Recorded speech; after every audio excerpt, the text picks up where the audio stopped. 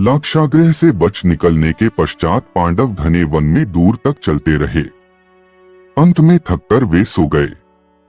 उस वन में हिडिंब नामक नरभक्षी का राज्य था। मित्रों, वीडियो पर अंत तक बने रहे और कहानी को गौर से सुनिएगा और चैनल को सब्सक्राइब कर लीजिएगा। तो चलिए कहानी को शुरू करते हैं। उसने अपनी बहन हिडिंबा को शिकार करने के लिए भेजा। हिडिंबा ने सोते हुए पांडवों और कुंती को देखा। सबसे हष्टपुष्ट व पहलवान से मजबूत भीम को देख वो उस पर आसक्त हो गई। उसने माया से अपना सुंदर रूप धरा व भीम के पैरों को अपनी गोद में रखकर उन्हें दबाने लगी। भीम की निद्रा खुली व उसने हिडिंबा से उसका परिचय पूछा। हिडिंबा ने सब कुछ कह सुनाया व भीम को अपने परिवार को लेकर वहां से जाने को कहा। किंतु इतने में ही उसे ढूंढता हुआ हिडिंब आ गया। भीम व हिडिंब में भयानक युद्ध हुआ और भीम ने हिडिंब का वध कर दिया। उसके पश्चात हिडिंबा ने भीम से प्रेम निवेदन किया, जो युद्ध से उत्तेजित हुए भीम ने क्रोध में ठुकरा दिया। तब हिडिंबा ने कुंती से अपने मन की बात कही। कुंती ने उस विवाह की अनुमति दे दी, लेकिन भीमसेन ने विवाह करते समय यह कवच उससे ले लिया कि एक संतान पैदा होने के पश्चात वह संबंध तोड़ लेगा। भीमसेन ने कुछ दिन तक हिडिंबा के साथ सहवास किया। इससे वह गर्भवती हो गई और उसके गर्भ से एक बड़ा विचित्र बालक पैदा हुआ, जिसका मस्तक हाथी के मस्तक जैसा और सिर के शून्य था। इसी कारण उसका नाम घटोत्कच, घट हाथी का मस्तक और उत्कच केशहीन पड़ा। घटोत्कच का अर्थ है घट या घड़े से उत्पन्न। उसका यह नाम पड़ा उसके घट जैसे चिकने केशविहीन सिर के कारण। घटोत्कच के जन्म के पश्चात सभी पांडवों व कुंती ने उसे आशीर्वाद दिया व फिर वे सब हिडिंबा व घटोत्कच को छोड़ आगे बढ़ गए। घटोत्कच एक प्रकार से पांडवों का सबसे बड़ा पुत्र था। भीम व हिडिंबा का वैदिक रीति से विवाह नहीं हुआ था और भीम ने उसे अपनी पत्नी का स्थान कभी नहीं दिया। किंतु पांडवों को घटोत्कच बहुत प्रिय था। घटोत्कच भी स्मरण मात्र से ही पांडवों के पास पहुंच जाता था।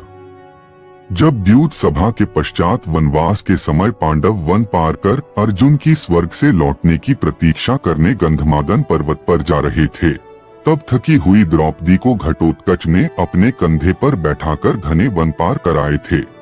कदाचित यह स्थान वर्तमान के हिमाचल के पास हो, क्योंकि मनाली में हिडिंबा का एक बहुत प्रसिद्ध मंदिर भी है। सौभाग्य से मुझे इसे देखने का अवसर भी मिला। वैसे नागालैंड का भी एक क्षेत्र हिडिंबा व घटोत्कच के रहने का स्थान हो सकता है। यहाँ की एक जनजाति स्वयं को हिडिंबा का वंशज मानती है। यह भी हो सकता है कि हिडिंबा पहले नागालैंड के पास रहती हो और बाद में मनाली के पास रहने लगी हो। वैसे उत्तर प्रदेश में बागपत जिले के अंतर्गत आते बरनावा को महाभारत काल का वर्णावत नगर माना जाता है, जहां लाक्षागृह कांड हुआ था। यह स्थान नागालैंड की अपेक्षा मनाली के अधिक निकट है। अब तो है, घटोत्कच बहुत वीर था। हिडिंबा के पुत्र होने के कारण वह माया में निपुण था और भीम का पुत्र होने के कारण उसमें शारीरिक बल भी बहुत था। किंतु राक्षसों के बीच रहने के कारण वो नरभक्षी भी था। कृष्ण के कहने पर उसका विवाह भगदत्त के सेनापति मुर की पुत्री मौरवी से हुआ था। उसका एक पुत्र अंजनापर्वन भी कुरुक्षेत्र के युद्ध में पांडवों की ओर से लड़ रहा था। दो राक्षसों की टुकड़ी थी, उनका सफाया घटोत्कच ने ही किया था। युद्ध के 8वें दिन अर्जुन पुत्र इरावन का वध राक्षस अलम्बुश ने किया था और उसे भी घटोत्कच ने ही मारा था। इरावन के वध के बाद घटोत्कच को क्रोध आ गया था और उसने लगभग दुर्योधन को मार ही डाला था। जिस दिन वीर घटोत्कच का वध हुआ, वो युद्ध के 14वें दिन की रात्रि थी।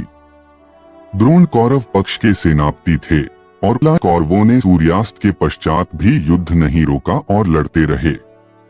अर्जुन, भीम व सात्यकी कौरव सेना के कई मील भीतर थे और कदाचित कौरवों ने यही सोचा हो कि पूरे दिन के थके हुए इन योद्धाओं को सूर्यास्त के बाद घेर कर मार डालेंगे और इसी वजह से युद्ध नहीं रोका। किंतु उनके मंसूबों पर रक्तपात कर दिया घटोत्कच ने। घटोत्कच युद्ध तो आरंभ से ही कर रहा था, किंतु सूर्यास्त के पश्चात युद्ध करने का यह पहला अवसर था। सूर्यास्त के पश्चात राक्षसों व अन्य निशाचरों की शक्ति बहुत बढ़ जाती थी और यही हुआ। उसकी शक्ति कई गुना बढ़ गई और उसने कौरव सेना में हाहाकार मचा दिया। दुर्योधन को मृत्यु सिर पर मंडराती दिखाई देने लगी। उसने कर्ण को लड़ने भेजा, किंतु घटोत्कच को पराजित करना कर्ण के वश में नहीं था। तब अपने प्राण संकट में देख कर्ण ने इंद्र से मांगी हुई वसवी शक्ति का उपयोग किया, जिसे उसने अर्जुन के लिए बचा रखा था। वह शक्ति अमोघ थी और उसने वीर घटोत्कच का अंत कर दिया। गिरते हुए भी घटोत्कच ने अपने शरीर का आकार विशालकाय बना लिया और कौरवों पर गिर गया। उस दिन घटोत्कच ने कौरवों की एक अक्षौहिणी सेना का अंत कर दिया था। घटोत्कच के बलिदान ने महाभारत युद्ध की दिशा को बहुत हद तक बदल दिया। उसकी वीरता, शक्ति और बलिदान ने पांडवों के पक्ष को रणनीतिक लाभ पहुंचाया। घटोत्कच का वध कर्ण के लिए भी एक बड़ी हार साबित हुई, क्योंकि उसने अपनी अमोघ शक्ति अर्जुन के लिए बचाकर रखी थी। इस शक्ति का उपयोग घटोत्कच पर करने से कर्ण के पास अर्जुन का वध करने का कोई साधन नहीं बचा। यह पांडवों के लिए अत्यंत महत्वपूर्ण था, क्योंकि अर्जुन युद्ध के मुख्य स्तंभों में से एक था। घटोत्कच की मृत्यु के बाद पांडवों और कुंती ने गहरा शोक मनाया। वे जानते थे कि उनका बलिदान केवल परिवार के लिए नहीं, बल्कि धर्म की रक्षा के लिए भी था। घटोत्कच का योगदान युद्ध में इतना महत्वपूर्ण था कि उसे केवल एक योद्धा के रूप में नहीं, बल्कि पांडव सेना के रक्षक के रूप में देखा गया। उसके अद्भुत बलिदान ने यह सिद्ध कर दिया कि वह केवल राक्षस माता पिता का पुत्र नहीं था, बल्कि वह धर्म के लिए समर्पित योद्धा था।